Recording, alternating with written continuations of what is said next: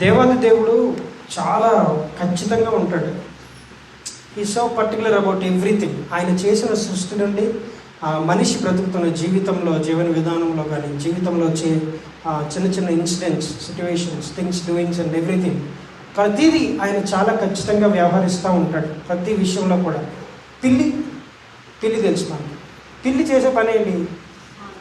పాలు తాగుతుంది, చెప్పి తాగుతుంది. మనకి తొంగి వెళ్ళి తాగుతుంది. అది ఎప్పుడైనా మీకు కనబడి మిమ్మల్ని చూసి ఇలా చూసి వెళ్ళి తాగడం మీరు చూసారా?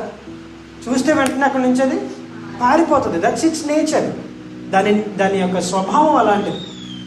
దాన్ని సృజించిన క్రమంలో అది ఎప్పుడు కూడా దాని పరిమితిని దాటదు, దాని లిమిట్ దాటదు. ఎందుకంటే దాన్ని తయారు చేసిన విధానం అలాంటిది, రైట్? సో అలాగే ఇప్పుడు మనిషి జీవితం తీసుకుందాం అనుకోండి. సృష్టి చేసినప్పుడు, దేవుడు మనిషిని సృజించినప్పుడు, దేవుడు మనిషిని తయారు చేసినప్పుడు, దేవుడు అనుకున్నటువంటి విషయం ఏంటంటే తన పోలికలో తన స్వరూపమునందు దేవుడు మానవుడిని సృజించాడు. స్పష్టంగా మన బైబిల్లో రాసుకుంది. మనకి ప్రతిదానికి ఈ బైబిలే మనకి ప్రూఫ్ కదా. ఎందుకంటే మన ఈ మాటనే దేవుని మాటగా మనం నమ్ముతాం. ఈ వాక్యం, what are the lines written in this book, ఏదైతే ఈ గ్రంథంలో లిఖించబడిన ప్రతి ఒక్క లైన్ కూడా దేవుని మాటగా మనం తీసుకుంటాం. ఎందుకంటే అది కూడా ఈ బైబిల్ గ్రంథంలో రాయబడింది. దేవుని ఆది యందు వాక్యం ఉండెను, వాక్యమే దేవుని యొద్ద ఉండెను, వాక్యమే దేవుడై ఉండెను. సో ఈ వాక్యమే దేవుడై ఉన్నాడు. సో ఎప్పుడైతే వాక్యం మనతో మాట్లాడడం స్టార్ట్ చేస్తుందో, ఈవెన్చువల్గా మనం ఏమనుకుంటామంటే God is trying to talk to me. దేవుడు నాతో మాట్లాడడానికి ప్రయత్నం చేస్తున్నాడు. సో దేవుడు మనతో మాట్లాడడానికి ప్రయత్నం చేస్తున్నప్పుడు మీకు చిన్న ఉదాహరణ చెప్తాను. మన సండేస్ మనకు ఆరాధన జరుగుతుంది. ఆరాధన జరిగినప్పుడు దేవుని వాక్యం అంతా మాట్లాడుతుంది. వాక్యం అందరి చెవిలో పడుతుంది. చెవిటోడు చెవిలో అయితే తప్ప మిగతా అందరి చెవిలో వాక్యం వినబడుతుంది. కానీ వినబడినప్పుడు దాన్ని వినిపించుకునే వాళ్ళు కొంతమంది, అది వింటుండగా కూడా వేరే పనులు చేసేవాళ్ళు కొంతమంది ఉంటారు. మరి అప్పుడు దేవుని వాక్యం వాళ్ళు బలవంతం పెట్టిందా నేను ఆ వాక్యం వినట్లేదని? సో ఈ ఉదాహరణ ఎందుకు చెప్పానంటే, దేవుడు ఆ స్వేచ్ఛనిచ్చే క్రమంలో కూడా చాలా పర్టికులర్గా ఉంటాడు, రైట్? తీసుకునేటువంటి స్వేచ్ఛ విషయంలో కూడా దేవుడు చాలా ఖచ్చితంగా ఆయన వ్యవహరిస్తాడు. నేను ఇప్పుడు ఒక వ్యక్తిని మీకు చూపిస్తాను. మోషే ఉన్నాడంట. మోషే కాలంలో జరిగినటువంటి కొన్ని సందర్భాలు మనకు తెలుసు. ఎర్ర సముద్రం పాయలు చేయడం, వాటర్ని బ్లడ్గా మార్చడం మనకు తెలుసు. నీళ్ళని రక్తం మారిపోతుంది, రైట్? సో అలాగా దేవుని మాట వినట్లేదని చెప్పి దేవుని ప్రజల మధ్యలోకి కప్పలు వస్తాయి, దాని తర్వాత మిడతలు వస్తాయి. ఇవన్నీ జరుగుతాయి మోషే కాలంలో. ఇవన్నీ దేవుడు చేస్తానని చెప్పాడు. చెప్పినంత ఖచ్చితంగానే ఆయన పని కూడా జరిగింది. ఆయన ఇవి వస్తాయి అని ఖచ్చితంగా చెప్పాడు. ఖచ్చితంగా అవి వచ్చాయి. ఎర్ర సముద్రాన్ని పాయలు చేస్తానని దేవుడు ముందు చెప్పలేదు. కానీ నేను చేసేటువంటి పనులు వేరెవడో చేయలేరని మోషేకి ఆ ప్రదేశానికి రాకముందే ఆ మండుచున్న పొదలో నుండి దేవుడి విషయాలని మోషేతో మాట్లాడాడు. మోషే కూడా అడిగాడు, అంత ఖచ్చితంగా నువ్వు ఎలా చెప్పగలవు అంటే, నీ చేతిలో ఏముంది అంటే, ఇది కాపరి దుడ్డు కర్ర అంటాడు. కర్రను కింద పడే అంటాడు. కర్ర ఏమవుతుంది? పాము అవుతుంది. దేవుడు ఏం చేస్తాడో కొన్నిసార్లు మనకు రివీల్ చేయడు. నువ్వు కింద పడేస్తే నేను అది పాము చేస్తానని చెప్పలేదు మోషేతో. పడేసిన తర్వాత చూడు ఏం జరుగుతుంది. సో దేవుడు అంత ఖచ్చితంగా చెప్పాడంటే పని కూడా అంత ఖచ్చితంగా జరుగుతుంది. సో ఇది మోషే క్రమంలో జరిగింది. అలాగే దావీదు క్రమంలో కూడా మనం చూస్తే దావీదుతో దేవుడు స్పష్టంగా చెప్పాడు, నువ్వు నా మందిరాన్ని కట్టవు కానీ నీ కుమారుడైన సొలొమోను కడతాడు, రైట్? దేవుడు అది చెప్పాడు, అది ఖచ్చితంగా జరిగింది. సో ఇదంతా దేవుడు ఖచ్చితంగా ఉంటాడు అన్నదానికి ఇవన్నీ నేను ఉదాహరణ చెప్తున్నాను. మాకు 12వ అధ్యాయం 12వ వచనం నుండి 20వ వచనం వరకు ఒకసారి మనం చూస్తే, అక్కడ దేవుడు ఒక తెగులుని ఆ యొక్క దేశంలోనికి దేవుడు పంపిస్తాడు. అదొకసారి నేను చదువుతున్నాను, మీరు నాతో పాటు ఒకసారి మీరు ఏకీభవించండి. ఎందుకంటే మాకన్నా 12వ అధ్యాయం 12 నుండి 20 వచనాలు ఇది మనకు తెలిసిందే. మరొకసారి నేను జ్ఞాపకం చేస్తున్నాను. ఆ రాత్రి నేను ఐగుప్తు దేశం అందు సంచరించి ఐగుప్తు దేశం అందరి మనుషులలోని కానీ జంతువులలోని కానీ తొలి సంతతి అంతయు హతము చేసి ఐగుప్తు దేశములందరికీ తీర్పు తీర్చదను, నేనే యెహోవాను. ఈ ఒక్క మాట దగ్గర ఒకసారి మనం ఆగుదాం. దేవుడు ఒక తెగులు పంపిస్తానని చెప్తున్నాడు. ఏమని? మనుషుల్లోనే కానీ జంతువుల్లోనే కానీ ప్రథమ సంతానం ఏదైతే ఉంటుందో, ఒకవేళ మనుషుల్లో అనుకోండి అప్పటికప్పుడు పుట్టిన బిడ్డైనా అయ్యి ఉండొచ్చు. దేవుడు అక్కడ టైం కూడా నోట్ చేశాడు. ఏమని 12వ వచనం మనం చూస్తే ఆ రాత్రికాల సమయంలో ఇది జరుగుతుంది అని దేవుడు స్పష్టంగా చెప్పాడు అక్కడ కదా. సో స్పష్టంగా దేవుడు ఖచ్చితంగా చెప్పాడు కాబట్టి ఆ రాత్రి అప్పటికప్పుడే డెలివరీ అయిన బేబీ అయినా సరే, ఒకవేళ ఆడే ఫస్ట్ అయితే ఆ నెక్స్ట్ జనరేషన్లో దేవుడు ఖచ్చితంగా తీసేసుకుంటాడు. ఒకసారి మీరు ఆలోచించండి. అప్పుడు ఒకవేళ నిజంగా అప్పుడే పుట్టిన ఒక బిడ్డ ఆ రాత్రే పుట్టిండుంటే, ఈవినింగ్ ఒక 6 o'clock పుట్టాడు అనుకోండి, సూర్యాస్తమైంది, ఆ రాత్రి బాబు చనిపోయాడు. ఆ తల్లి ఏమనుకుంటుంది ఒకసారి మీరు ఆలోచించండి. 9 మాసాలు మోసింది, భారంగా బిడ్డకి జన్మనిచ్చింది, ఆ బిడ్డ చనిపోయింది. What will be the reaction of the mother? ఆ తల్లి ఒక వ్యవహారం ఎలా ఉంటుందో మీరు ఆలోచించండి. అప్పుడులో డాక్టర్స్ ఉన్నారో లేదో మనకు తెలియదు, కుట్లేసే వాళ్ళు లేదో మనకు తెలియదు, అది నార్మల్ డెలివరీ ఎలాంటి డెలివరీ కూడా మనకు తెలియదు. చెప్తున్నా అక్కడ సంఘటన నేను మీకు ఎక్స్ప్లెయిన్ చేస్తున్నాను. ఊహించండి, ఒకవేళ అలాంటి తల్లి ఉంటే ఆ తల్లి పరిస్థితి ఎలా ఉండేది? చాలా భయంకరంగా, చాలా బాధాకరంగా ఉంటుంది కదా. కానీ అంత విషయం అది ప్రాపర్గా జరగడానికి కారణం ఏంటంటే దేవుడు ఖచ్చితంగా నోట్ చేశాడు కదా. సో అప్పుడు ప్రజలకి ఏమర్థమవుతుంది అంటే దేవుడు చాలా ఖచ్చితంగా చెప్పినట్టు చేస్తాడు. ఆ భయం ప్రజలకి రావాలి కాబట్టి ఆ తెగులు అక్కడికి వచ్చింది. ప్రజలకు మాత్రమే కాదు, ఆ ప్రజల్ని ఏలుతున్నటువంటి రాజు కూడా ఇది జరగాలి. ఆ రాజ్యంలోనే కాదు, ఆ రాజుకున్న కుమారుడు కూడా చచ్చిపోతాడు. ఏదైతే రాజు హోప్స్ పెట్టుకుంటాడు, నా తర్వాత నా కొడుకు ఈ దేశాన్ని పరిపాలించిపోతాడని కలలు కంటాడు, ఆ రాజు కూడా, ఆ యువరాజు కూడా చనిపోతాడు. సో దేవుడు ఆ టైంకి అక్కడ ఉన్న ప్రజలకి ఆయన చెప్పగలిగింది ఏంటంటే, నేను చెప్పినట్టు జరుగుతుంది. So be cautious and be particular.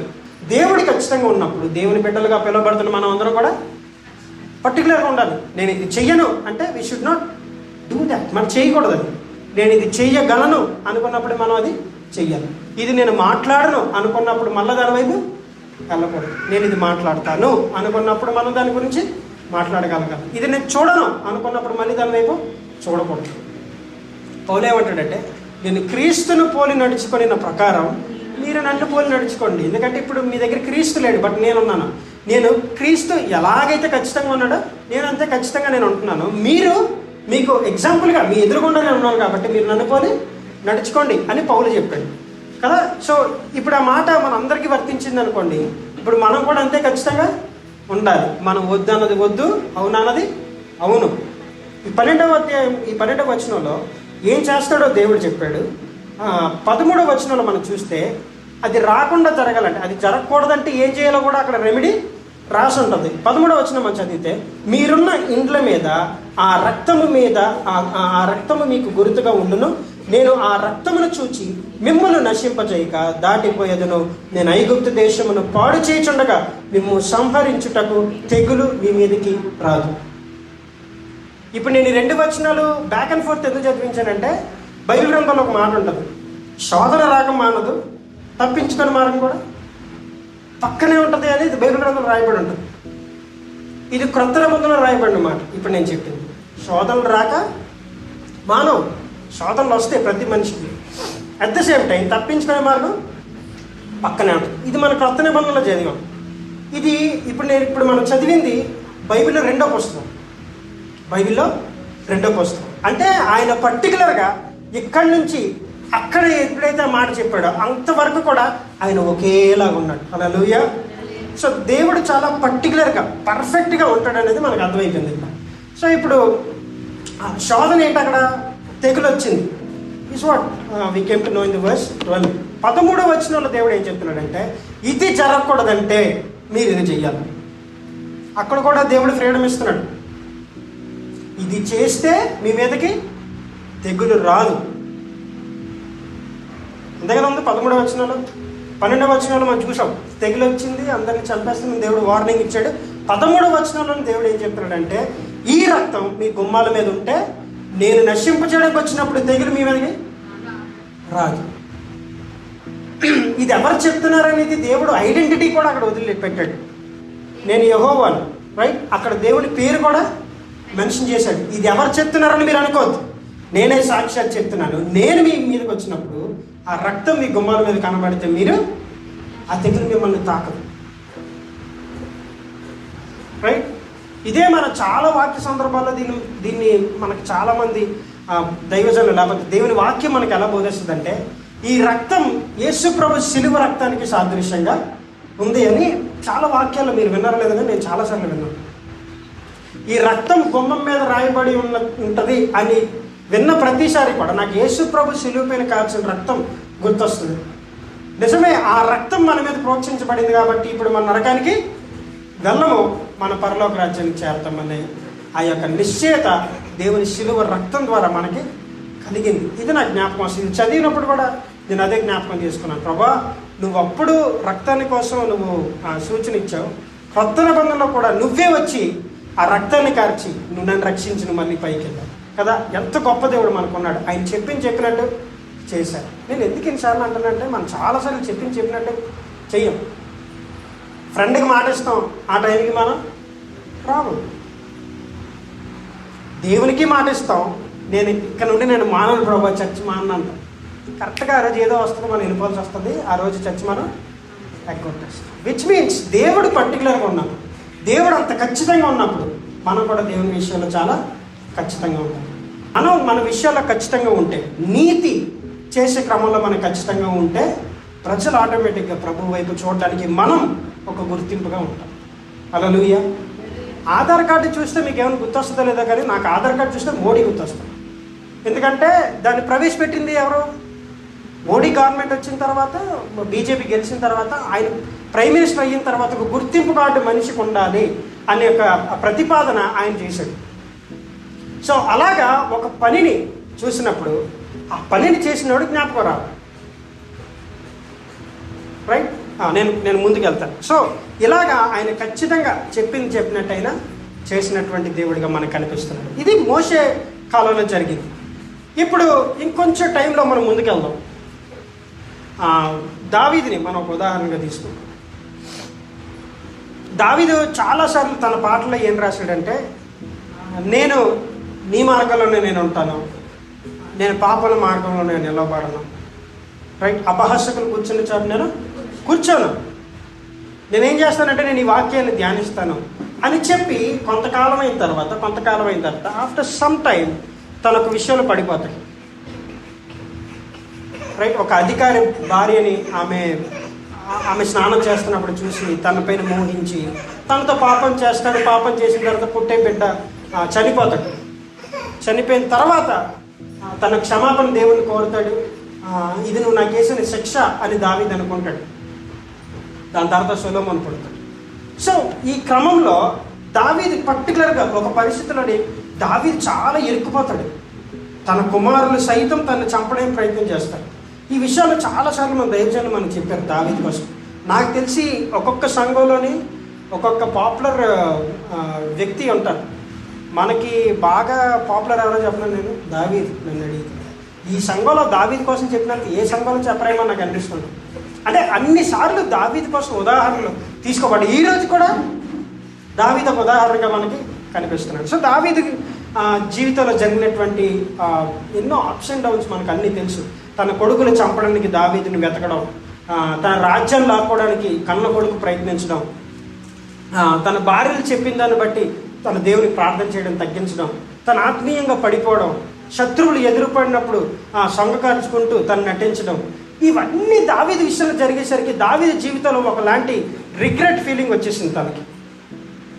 తను చాలా అతిక్రమం చేసిన వాళ్ళలాగా, చాలా తప్పు చేసిన వాళ్ళలాగా ఎంతో బాధపడిపోతున్నాడు. అలాంటి ఒక సందర్భంలో తను రాసినటువంటి కీర్తనల గ్రంథం 39వ అధ్యాయంలో ఉంటుంది. కీర్తనల గ్రంథం 39వ అధ్యాయం. ఈ వచనంలో దావీదు కోరుకునేది ఏంటంటే, ఖచ్చితంగా ఉండే దేవాది దేవుడు. ఒకసారి నన్ను చూడండి, నేను చెప్పినప్పుడు మీరు చదవని చెప్పారు. దేవుడు ఖచ్చితంగా ఉంటాడు కదా, ఈ ఖచ్చితంగా ఉన్న దేవునికి నేను ఖచ్చితంగా లేను కాబట్టి నా తరపున నేను ఒక విజ్ఞాపన నేను చెయ్యాలి అని ఆ విజ్ఞాపన పాట రూపంలో రాసుకుంటాడు. ఇది పాట మాత్రం అయ్యి ఉండొచ్చు, కానీ ఈ పాట ఒక పెద్ద సందేశం మనకి, ప్రతి యవనస్తుడికి, to very youngster, every individual youngster, ప్రతి ఒక్కరికి కూడా ఇది ఒక పెద్ద గుణపాఠం. ఇది నేను చదివినప్పుడు నాకు చాలా బాగా నచ్చింది. దావీదు ఎంత మంచి స్కిల్ ఉన్నాడు, ఎంత బాగా రాశాడు పాట అని. ఈ కీర్తన స్టార్ట్ అయ్యే ముందు అక్కడ రాయబడి ఉంటుంది, ప్రధాన గాయకుడైన యెదూతూనునకు దావీదు కీర్తన అంట. అంటే దావీదు ఈ పాట ఎవరి కోసం రెడీ చేశాడంటే ఒక ప్రొఫెషనల్ సింగర్ కోసం రెడీ చేశాడు. ప్రధాన గాయకుడు అంటే టాప్ మోస్ట్ సింగర్ అనమాట. తన ఏలుబడిలో ఉన్నప్పుడు, లేకపోతే తను జీవిస్తున్న ఆ టైం లైన్లో ఎవరైతే టాప్ సింగర్ ఉన్నారో, ఈ గాస్పల్ సాంగ్స్ పాడే ఎవరైతే టాప్ సింగర్ ఉన్నారో, మనం చాలా మంచి మంచి గాయకులు మనం పిలిపించి మన పాటలు పాడించాం. ఎందుకంటే సంగీతం ద్వారా దేవుని యొక్క సువార్త ప్రకటించబడ్డానికి. అలాగా దావీదు యొక్క జీవితంలో జరిగినటువంటి సంఘటనలు, దేవునిపై తనకున్నటువంటి కొన్ని ఆలోచనలు పాట రూపంలో రాసి ఆ పాటని ఈరోజు మన ముందు దావీదు ప్రజెంట్ చేస్తున్నాడు. ఇప్పుడు అది ఎలాగుందో ఒకసారి మనం చూద్దాం. 39వ దావీదు కీర్తన నేను చదువుతున్నాను, ఒకసారి చూడండి. నా నాలుకతో పాపము చేయకుండానట్లు నా మార్గములను జాగ్రత్తగా చూచుకొందును. భక్తిహీనులు నా ఎదుట ఉన్నప్పుడు నా నోటికి చిక్కవు ఉంచుకొందును అనుకుంటుని. చాలు. ఇక్కడ దావీదు ఏమనుకుంటున్నాడంటే, నేను మాట్లాడితే బాధ తప్ప నేనేం మాట్లాడలేకపోతున్నాను కాబట్టి నేను సైలెంట్గా ఉంటాను, నేను ఎవ్వడికి చెప్పుకోను, నేనేం మాట్లాడను.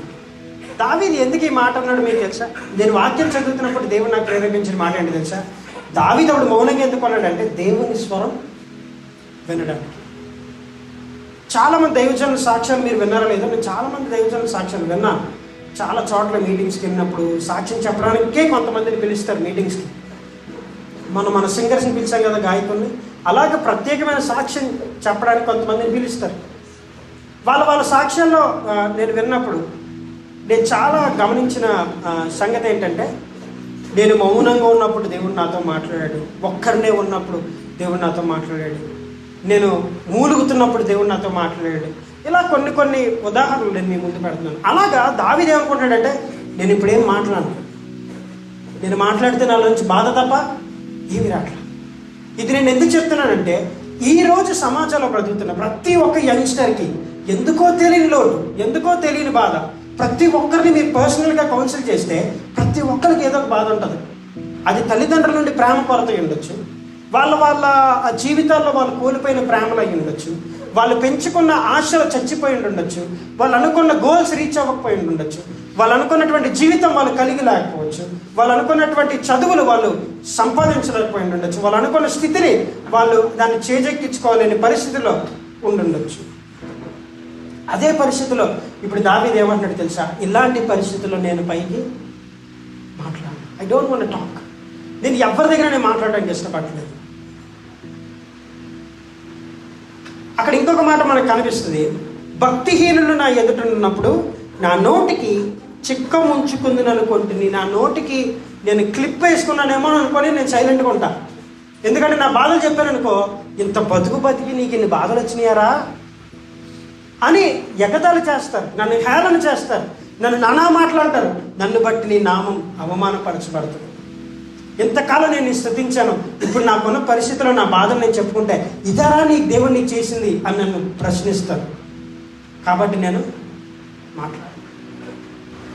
చాలామంది యవనస్తులు ఇదే మాట అనుకుంటారు, నేను ఎవరికి చెప్పుకుంటే నా బాధ ఎవరికి అర్థం కాదు. టీనేజర్ కుర్రోళ్ళు కూడా వెళ్ళి ఏంట్రా నీ పరిస్థితి అంటే, నా బాధ నీకేం తెలుసు బాబు, నేను చెప్పక్కర్లేదు, మీకు తెలుసు కదా. ప్రతి ఒక్కరిని ఎవరి తరహాలో వాళ్ళకున్న ఉంటాయి, వాళ్ళకున్న టెన్షన్స్, వాళ్ళకున్న బాధలు.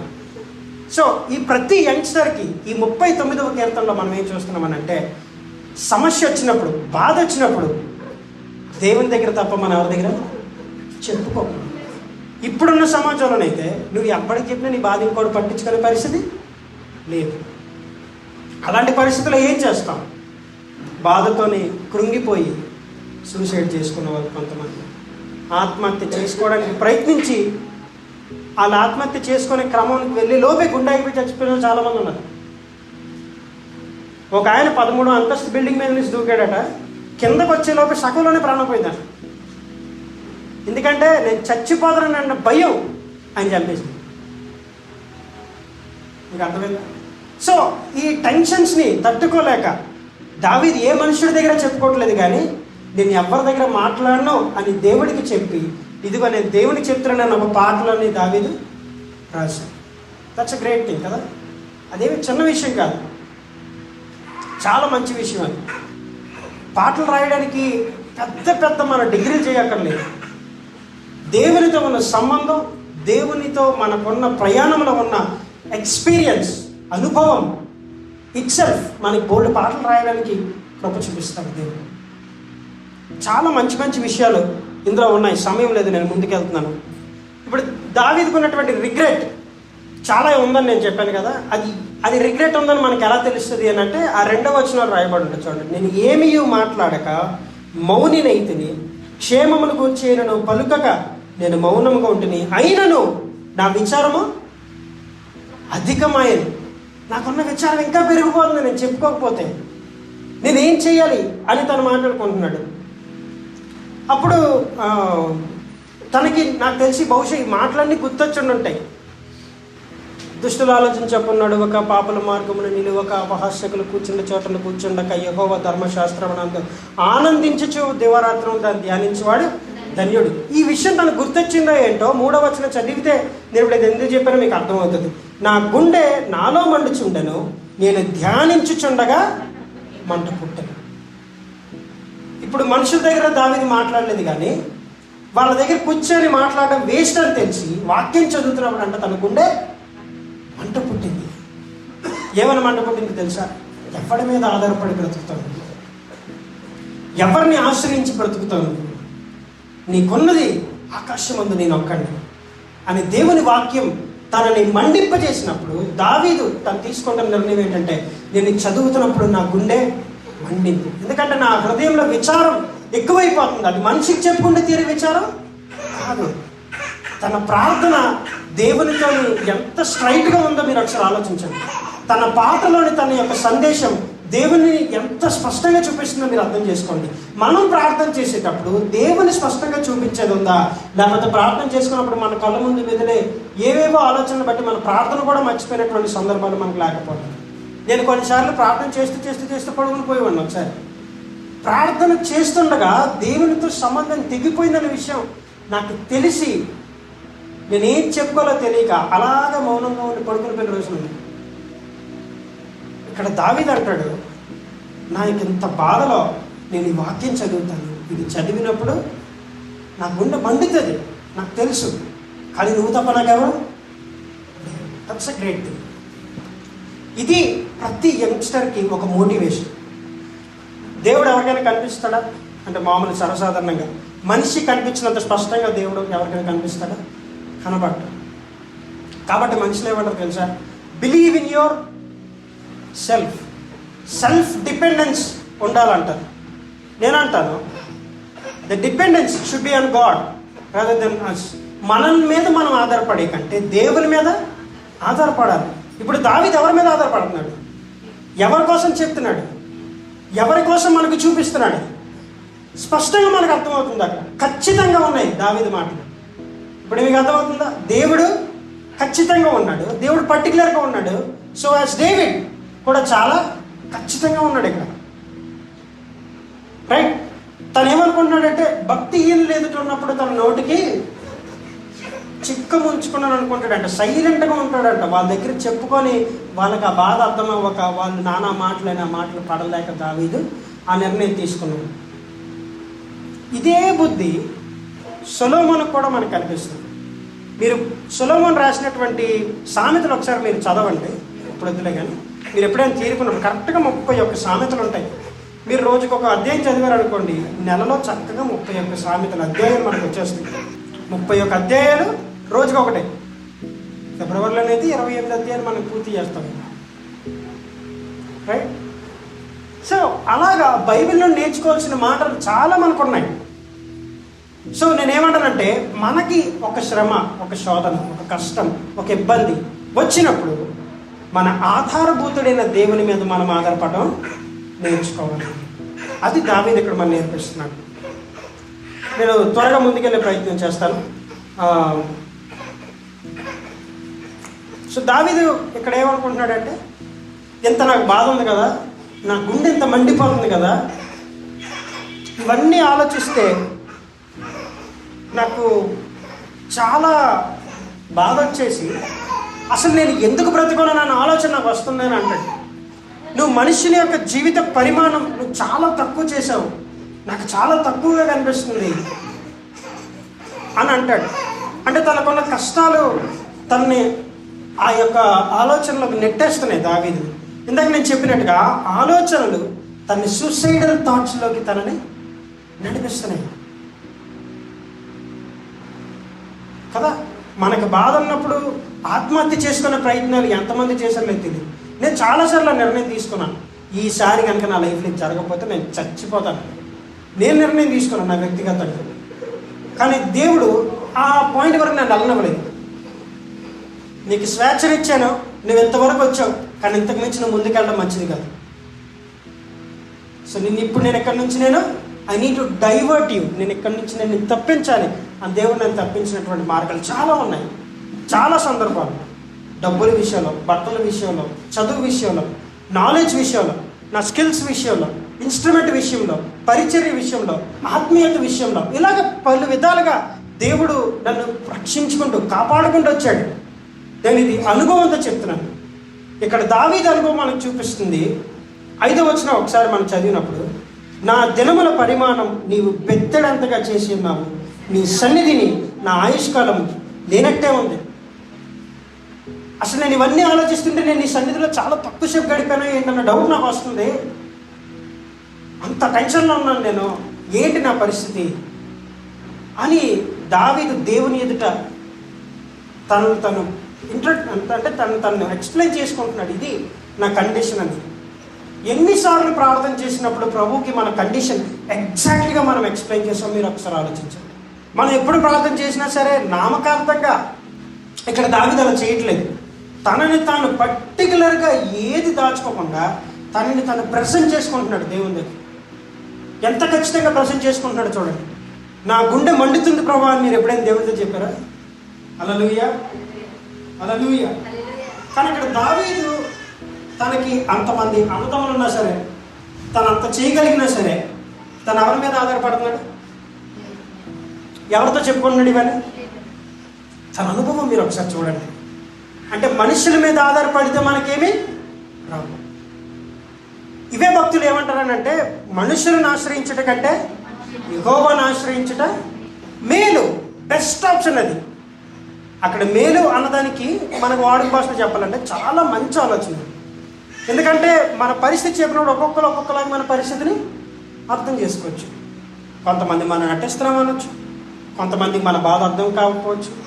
మరీ కాబట్టి ఈ వయసులో ఎన్ని కష్టాలా చెప్పమంటే ఎన్నైనా చెప్తారు, ఈ మాటలు మాట్లాడతారు. కానీ దేవుని దగ్గర మనం ప్రెజెంట్ చేసుకున్నప్పుడు దేవుడు మాట్లాడు. ఎందుకు ఆ మాట్లాడో నేను మీకు చూపిస్తాను. 7వ వచనం ఒకసారి చూడండి. 7వ వచనం చూసినప్పుడు అక్కడ దావీదు అంటాడు, ప్రభువా నేను దేని కొరకు కనిపెట్టుకుందును, నిన్నే నేను నమ్ముకొని ఉన్నాను. ఈ ఒక్క వచనం దావీదు యొక్క ఆదరణ, లేకపోతే తను ఎవరి మీద ఆధారపడుతున్నాడు అన్నది ఈ ఒక్క వాక్యంలో మనకు కనిపిస్తుంది. దావీదు ఇక్కడ మనకి ఏం చూపిస్తున్నాడంటే, ఈరోజు దావీదు ఒక మోటివేటర్గా మనకుండి మనల్ని ఏం మోటివేట్ చేస్తుందో తెలుసా? నీకు ఆత్మీయత జీవితంలోనో కానీ, శారీరక జీవితంలోనే కానీ, ఏ పరిస్థితిలో కూడా, అది ఆర్థిక ఇబ్బంది అయినా, సంతానం ఏమైనా, ఏదైనా సరే, స్టడీస్లోనైనా, గోల్స్ అచీవ్ చేసే విషయంలోనైనా, ఒక సెటిల్మెంట్ విషయంలోనైనా, మన జీవితం సెటిల్ అయ్యే పరిస్థితిలోనైనా, ఎటువంటి క్రమంలోనైనా సరే దావీదు చెప్తున్నాడు, నేను నిన్నే నమ్ముకొని ఉన్నాను. దానిపైన అంటాడు, నేను ఇంక దేని కొరకు నేను కనిపెట్టుకుంటాను, నేను ఇంకెప్పటి దగ్గరికి నేను చెప్పుకుంటాను. ఇది ప్రతి యవనస్తుని మనసులోని ఈ ఆలోచన మెదలాలనేది దావీదు యొక్క కోరిక. ఈరోజు దావీదు మనకు చెప్తున్నాడు, డిపెండ్ ఆన్ గాడ్. నీ మీద నువ్వు ఆధారపడితే సాతాను మన మీద చేసేటువంటి అజమాయిషితోని ఆత్మహత్య తప్పితే మనకు వేరే మార్గం కనబడదు.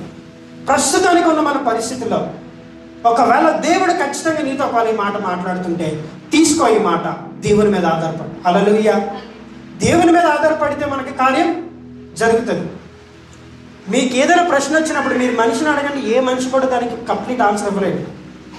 బట్ ప్రతి సమాధానం ఒక కంప్లీట్ మేనర్లో, పర్టికులర్ మేనర్లో, పర్టికులర్గా ఉండే దేవుని దగ్గర మాత్రమే ఉంటుంది. చప్పట్లు కొట్టి ప్రభునామం. హల్లెలూయా. దేవుడు చాలా ఖచ్చితమైన వాడని చెప్పి దావీదు విషయంలోని దావీదే అది నిరూపించి చూపిస్తున్నాడు. రైట్? దేవుని నామమునకు మహిమ కలుగును గాక. ఎంతో వచ్చిన నేను చదువుతాను చూడండి.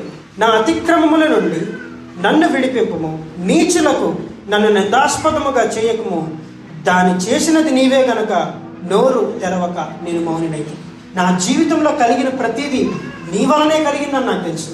ఈరోజు నేను అనుభవిస్తున్న బాధ అది కూడా నీ వలన నాకు తెలుసు. మీకు మంచి ఉదాహరణ చెప్తాను, ఇది మీకు బాగా అర్థం అవ్వడం చెప్తా. ఇద్దరు ఫ్రెండ్స్ ఉన్నారు అనుకోండి, లేదు సరిపోదు, మనం ఎవరొస్తున్నాం కాబట్టి ఇద్దరు ప్రేమికులు ఉన్నారనుకోండి, అమ్మాయికి ఏ బాధ వచ్చినా సరే నీ వల్ల జరిగింది, నీ వల్ల జరిగింది, నీ వల్ల జరిగింది అని అబ్బాయిని అంటారు. అబ్బాయి ఏదైనా టెన్షన్లో ఉన్నా సరే నీ వల్లే మొత్తం జరిగింది అని తన మీద వేస్తారు.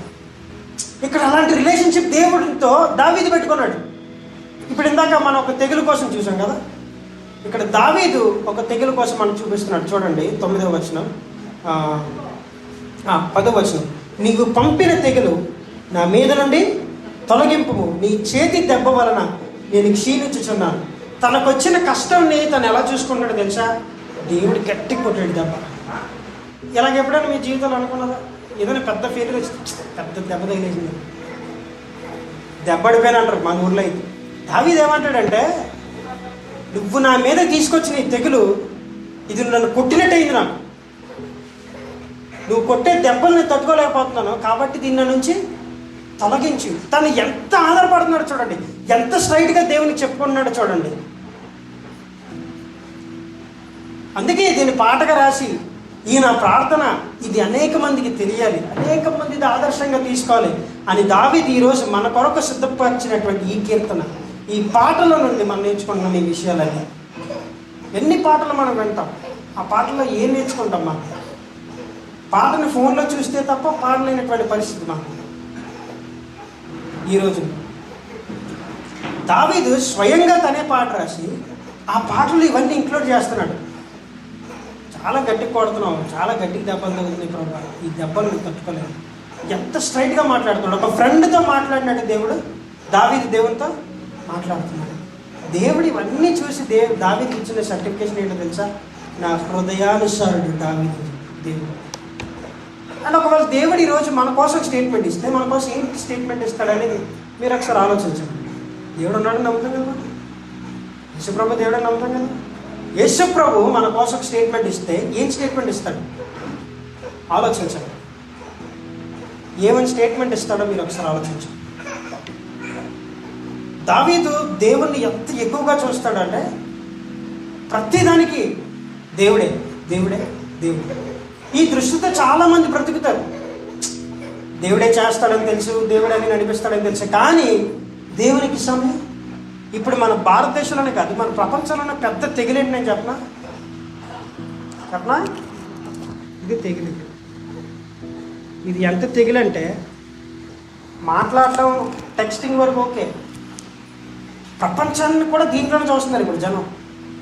ప్రపంచం మొత్తాన్ని ఈ డబ్బాలో చూస్తున్నాం, మనం మొబైల్ ఫోన్లో చూస్తున్నాం. పక్కోడితో మాట్లాడట్లేదు, పక్కింటితో గొడవడేది కూడా మన ఫోన్లోనే. ఇది తెగులు కాకపోతే మరి ఏంటిది? పక్కోడిని పలకరించే ఆలోచన లేదు, ఒకడొకడు పలకరించుకొని గొడవాడుకునేది ఫోన్లో చూడడానికి మనకు టైం ఉంటుంది. మనకి ఎంతమందిని అనుగ్రహించిన దేవాదేవునికి మనం వందనాలు చెప్పడానికి అవ్వదు, కానీ ఎవరో జీవితం పాడైపోతే అది యూట్యూబ్లో పెడితే దాన్ని చూసుకొని మనం బలమని ఏడుస్తాం. మరి మన జీవితం సంగతి మనం దేని మీద ఆధారపడుతుంది? ఎంటర్టైన్మెంట్ అంటాం. ఎంటర్టైన్మెంట్ అంటే దేనికి? మన కష్టాలన్నీ మర్చిపోవడానికి. కాసేపు కష్టాలు వచ్చినాయి దేనికి? కష్టాలు వచ్చినాయి దేనికి? ఆ కష్టాలలో దేవుడు మనకి తోడై ఉన్నాడని, ఆ కష్టాన్ని దాటించేది దేవుడు తప్ప మరెవరూ లేరని మనం అనుభూతి చెందడానికి. భక్తులు బైబిల్ గ్రంథంలో ఏమని రాస్తున్నారో తెలుసా? శ్రమ నాకు మేలాయను అంటాడు. భక్తుడు ఏమంటాడంటే, శ్రమ నాకు మేలయ్యింది, ఒకరి చేతిలో నేను మోసపోవడం నాకు మంచిదైంది, ఇప్పుడు నేను ఎవరు నమ్మాలో ఎవరు నమ్మకూడదో నాకు తెలుస్తుంది. మనుషులతో మాట్లాడినంతసేపు కూడా దేవునితో మాట్లాడడం అంటే టైం ఉంటుంది. దావీదు ఇక్కడ ఏమంటాడు తెలుసా? నేను మనుషులు ఎవరితో మాట్లాడు, నీతోనే. నా గొడవైనా నీతోనే, నా తగువు నీతోనే. నేను తగువులో కూర్చుంటాను అనట్లేదు దావీదు వెళ్ళి, నేను నీతోనే తగువు తీర్చుకుంటా, నా గొడవ నేను నీతో వేసుకుంటాను, నేను నాకు న్యాయం జరిగేది నీ దగ్గరే, నువ్వే నాకు ఆశీర్వాదాన్ని ఇచ్చావు, నువ్వే నాకు గొర్రెలు కాయడం నేర్పించావు, నువ్వే నాకు రాజుగా మాటలు నేర్పించావు, నువ్వు నాకు యుద్ధాలు నేర్పించావు. గొలియాత్ అంతటోని నేను పడగొట్టగలిగాను, కానీ ఈ బాధను మాత్రం నా గుండెల్లోంచి నేను తీసుకోలేకపోతున్నాను, నాకు విచారం ఎక్కువ అవుతుంది. ఇలాంటి పరిస్థితిలో మన దేవుడిని ఎప్పుడైనా అడిగామా? దేవుడికి ఏదైనా చెప్పుకున్నామా? 12వ వచనంలో, యెహోవా నా ప్రార్థన ఆలకింపుము, నా మొరకు చెవి ఎక్కుము, నా కన్నీళ్ళు చూచి మౌనంగా ఉండద్దు. నేను సైలెంట్గా ఉంటున్నానని నువ్వు సైలెంట్గా ఉండద్దు, నాతో ఏదోటి మాట్లాడు. నేను ఈ సైలెన్స్ నేను భరించలేకపోతున్నాను, నా జీవితంలో నేను కష్టాన్ని నేను భరించలేకపోతున్నాను, నేను సైలెంట్గా నేను ప్రజల దగ్గర ఉన్నానని నువ్వు నాతోని సైలెంట్గా ఉండొద్దు, నాతో మాట్లాడు. స్పీక్ సంథింగ్, నాతో ఏదోటి మాట్లాడు. నాకు ఒక సొల్యూషన్ కావాలి, నాకు ఒక విముక్తి కావాలి, నాకు కొంచెం రిలీఫ్ కావాలి. ఈ బాధలు, ఈ కష్టాలు, ఈ మైండ్లో స్ట్రెస్ నేను తట్టుకోలేకపోతున్నాను. ఇలాంటి ప్రార్థన ఎప్పుడైనా దేవుడితో చేసామా మనం? విత్ ద వెరీ మోస్ట్ ఎక్స్పీరియన్స్తో నేను చెప్తున్నాను. ఇంకా అలాంటి సాక్ష్యాలు చాలామందికి ఉన్నాయి. మన మధ్యలో విరజాయ్ గారు ఉన్నారు. ఆమె జీవితంలోని కుమార్తెకి అంత అస్వస్థత వచ్చినప్పుడు ఆమె మనుషుల్ని ప్రార్థన చేయమని చెప్పింది తప్ప ఇంకోటి ఏం చెప్పలేదు. హల్లెలూయా. ఒక లైవ్ ఎగ్జాంపుల్ చెప్తాడు మీకు అర్థం అవ్వడానికి. దావీదు వంటి వారు మన కాలంలో కూడా ఉన్నారు. మనుషుల్ని ప్రార్థన చేయండి అని తప్ప ఇంకేం చెప్పలేదు. మహా అయితే నా బేబీ పరిస్థితి ఇలాగలగా అంటున్నారు, మీరు ప్రార్థన చేయండి, ఇది మా పరిస్థితి, మీరు ప్రార్థన చేయండి, ఆమెకి ఇంత ఖర్చు అవుతుంది, మీరు ప్రార్థన చేయండి, ఇవ్వండి అని కూడా అడగలేదు. But the prayer itself, God himself healed అభిలిందని చెప్పచ్చు. హల్లెలూయా. ఆమెను స్వస్థపరచడానికి, ఆమె స్వస్థత పొందుకోవడానికి దేవుడు కారణమయ్యాడు. ఎందుకు? ఎవరి మీద డిపెండ్ అయ్యారు? స్వస్థత ఎవరిచ్చారు? స్వస్థపరిచే యెహోవాను నేనే దేవుడు చెప్పాడు లేదా? ఖచ్చితంగా చెప్పాడు. ఖచ్చితంగా కార్యం జరిగింది. హల్లెలూయా. సో నేనేమంటానంటే, depend on God is the primary thing in every individual life. ప్రతి ఒక్కరి జీవితంలో దేవుని మీద ఆధారపడడం అనేది చాలా ప్రాముఖ్యం, చాలా చాలా చాలా చాలా ప్రాముఖ్యమైన విషయం. హల్లెలూయా. చివరిగా దేవుడు ఇంత తప్పు చేశాడు కదా దావీదు, ఇంత బాధపడుతున్నాడు కదా, ఇన్ని బాధలు దాటిన తర్వాత తనకు పుట్టినటువంటి సొలొమోను ఏం విషయాలు చెప్తున్నాడో చూద్దాం. ఇంతవరకు తండ్రి ఏం మాట్లాడాడో చూసాం. ఇప్పుడు తన కుమారుడు ఏం మాట్లాడుతున్నాడో చూద్దాం. ఒకసారి సామెతల 12వ అధ్యాయంలో దావీదు ఇందాక మనం ఒక చదివిన కీర్తనలో భక్తిహీనుల కోసం మెన్షన్ చేశాడు కదా.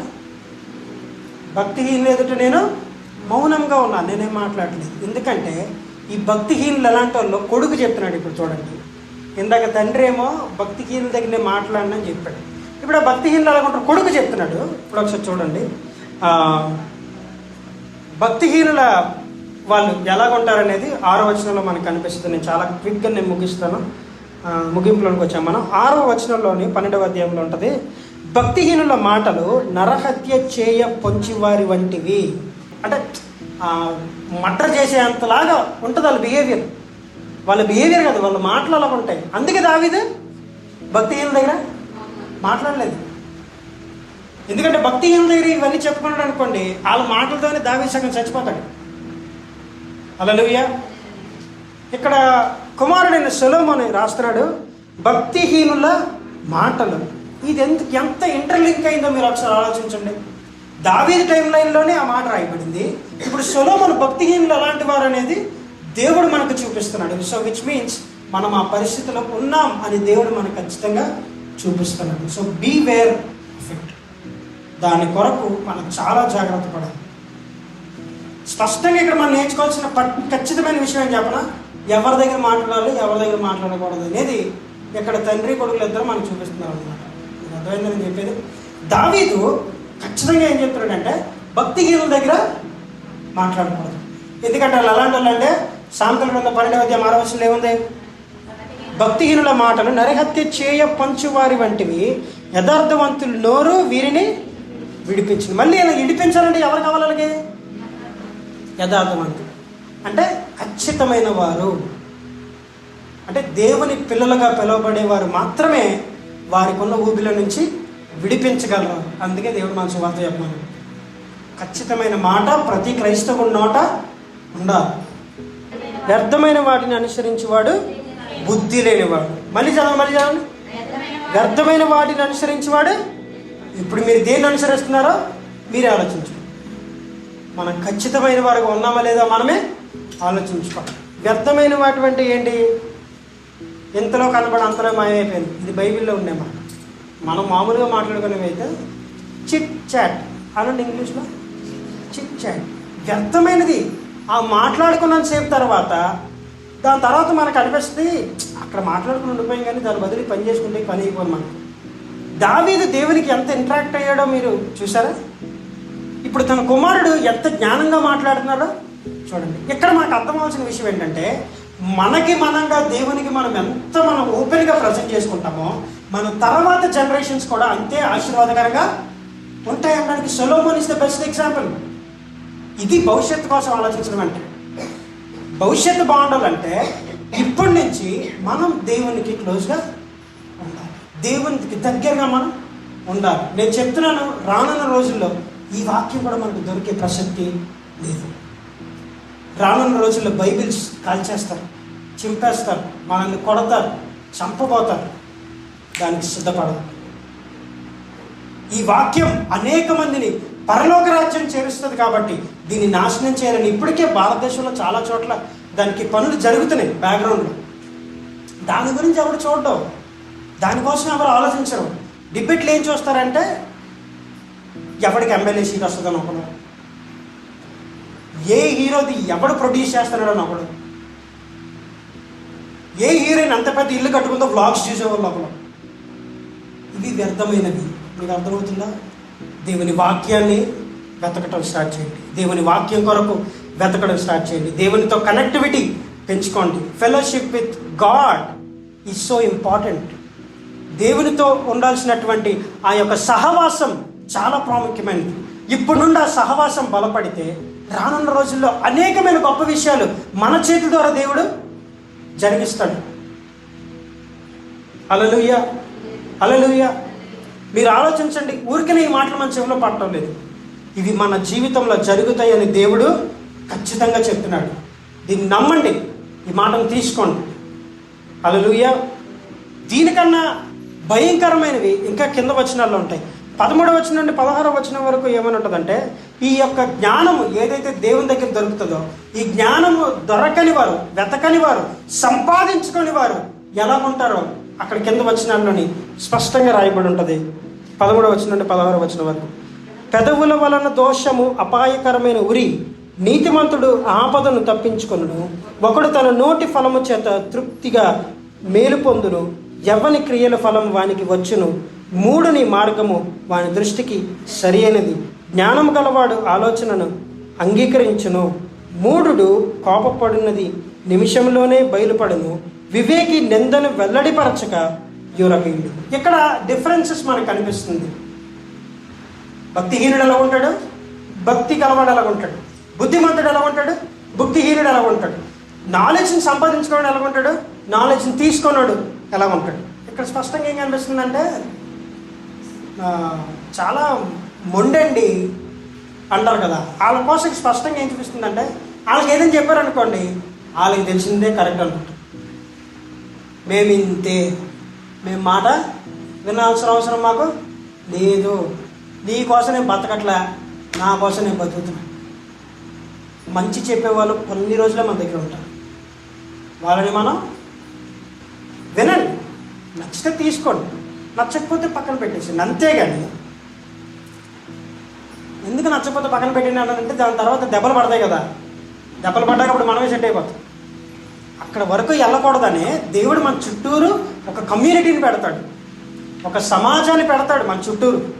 అమ్మా, ఒకవేళ నీకు ఇలాంటి పరిస్థితి వస్తే నువ్వు అటు వెళ్ళొద్దు అని ఆపడానికి ఉన్న వాళ్ళు ఎవరైనా దయచేసి మీ చుట్టూరు ఉంటే వాళ్ళని కాపాడుకోండి. ఇక్కడ ఉంది కదా, జ్ఞానవంతుడంట ఆలోచనని అంగీకరిస్తాడంట.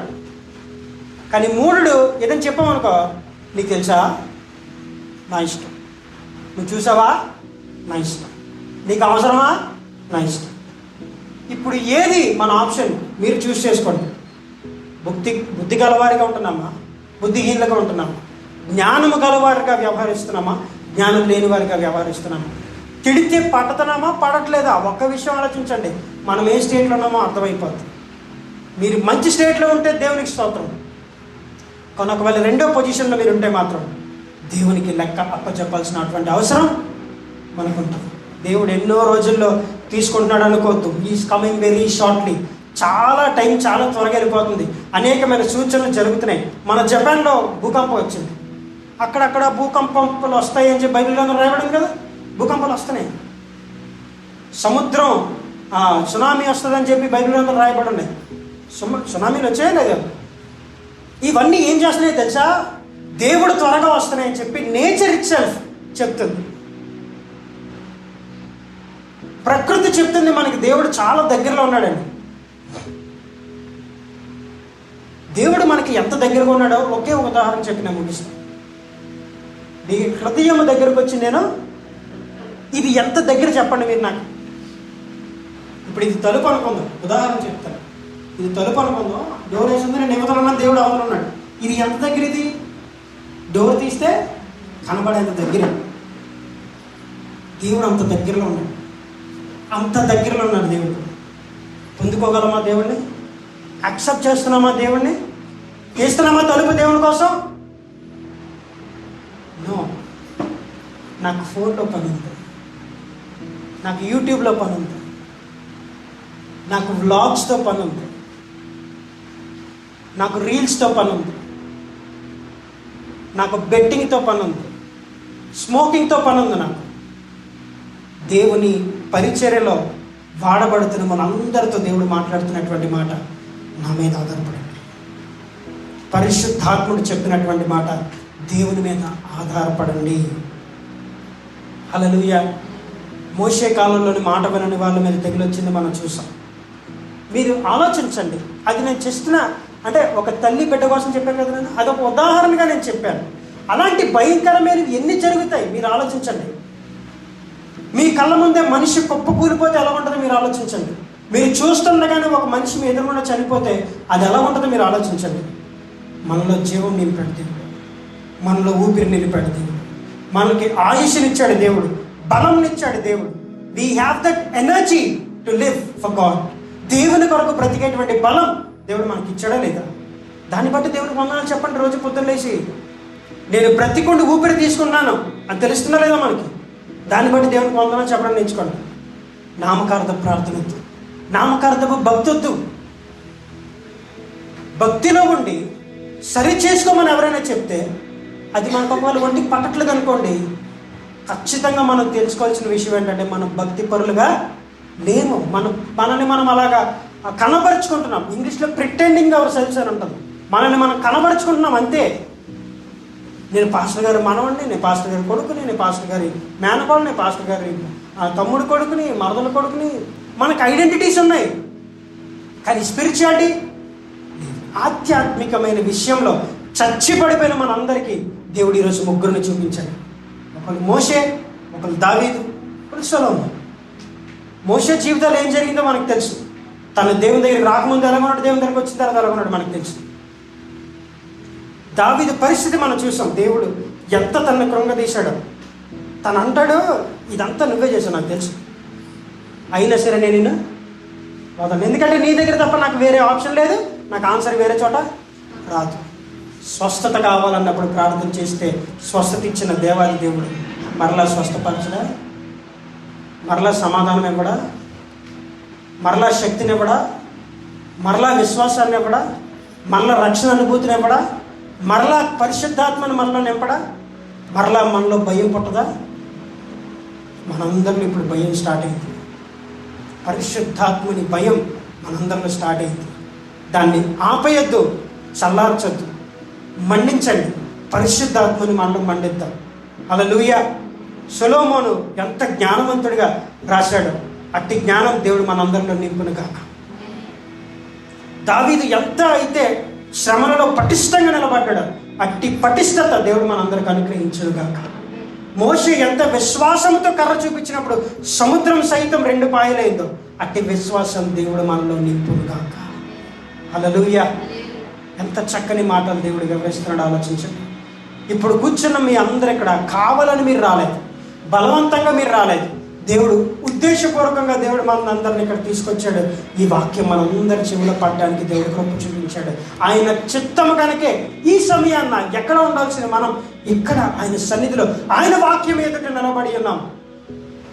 ఈ వాక్యం మన చెవిలో పడుతుంది. ఈ వాక్యాన్ని మనం అనుసరించాలి. హల్లెలూయా. ఈ వాక్యాన్ని మనం పాటించాలి. హల్లెలూయా. మన ప్రార్థన వింటాడని ఎంత ఖచ్చితంగా మనం చూసాం దావీదు విషయం. దేవుడు శిక్షిస్తే ఎంత ఖచ్చితంగా ఉంటాడో మనం మోసే టైంలో చూసాం. దేవుని తీర్పు కూడా అంతే ఖచ్చితంగా ఉంటుంది. దేవుడు ఆల్రెడీ బైబిల్లో రాయించిన మాట ఏంటో చెప్పిన నేను, సమయం దాటిపోయిన తర్వాత అంట మనం దేవుని దగ్గరికి వెళ్ళి, ప్రభువా నేను ఆరాధన చేశాను కదా అని అంటే, నువ్వెవరో నాకు తెలియదు, నువ్వెవరో నాకు. దేవుడు మనస్సును చంపుకొని మనం బయటకు వేస్తాడు. దేవుడు పట్టుకుంటే ఎంత ఆశీర్వదించబడ్డారో మనం బైబిల్లో చూసాం. ఇలాంటి ఆశీర్వదించబడిన జీవితం కావాలా, వదిలిపెట్టే జీవితం కావాలా? మోకరించింది కళ్ళు మూసుకొని ఒక్క నిమిషం ప్రభు సన్నిధిలో ఆలోచన చేద్దాం.